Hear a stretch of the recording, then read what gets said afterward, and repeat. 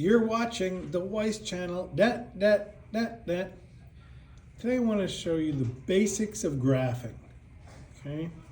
For example, y equals 2x plus 3. Let's graph that. Start by graphing the easiest number in the world, and that's going to be 0. Okay? So what you're going to do is you're going to pick a number for x, and that number is going to start off at 0.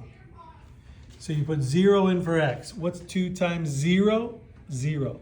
0 plus 3 is 3. So you have 0, 3. So you're going to plot that point. Here is the x-axis. Okay, x is 0 right here.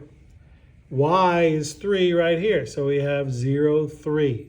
That point right there. Okay. Now we're going to put in 1. If x is 1, 2 times 1 is 2, plus 3 is 5. So we have the point 1, 5. Okay, x is 1, y is 5. 2, 7, because 2 times 2 is 4, plus 3 is 7. So you have the point 2, 7. Okay, let's do negative 1. 2 times negative 1 is negative 2, plus 3 is 1. Negative 1, 1. Negative 1, 1. And you're going to have negative 2, negative 1. And you draw a line just like that. Okay. Y equals negative x plus 7. Okay, I'm going to start with 0. 0, negative 0 is 0, plus 7 is 7. So you're going to have 0, 7. Okay, 0, 7. Okay.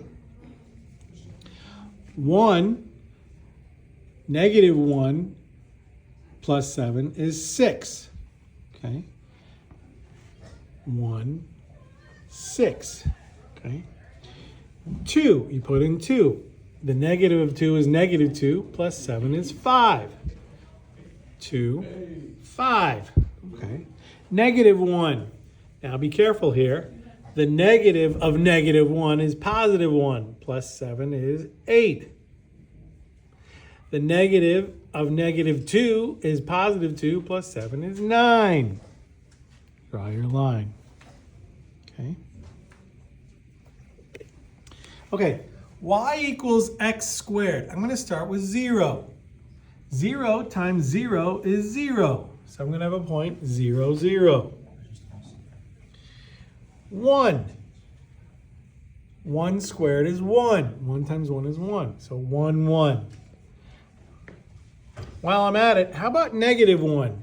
If I put negative 1 in for x, that's going to be negative 1 times negative 1, which is also positive 1. So 1 is going to give me 1, and negative 1 is also going to give me 1. Okay? Same situation happens with 2 and negative 2. 2 times 2 is 4. Negative 2 times negative 2 is also 4. So we have 2, 4, and negative 2, 4. Same situation with 3. 3 times 3 is 9. Negative 3 times negative 3 is 9. And your graph looks like this. Okay? By the way, if it was y equals negative x squared, it would just go downward like this. Because what would happen is, we would take, for example, 1. If it was negative x squared, you'd do 1 squared first and then take the negative of that. So all of these would be negative. Okay? Making this curve go downward the same exact way.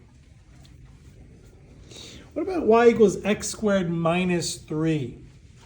If I put in 0, 0 squared is 0, minus 3 is negative 3. So I have 0, negative 3.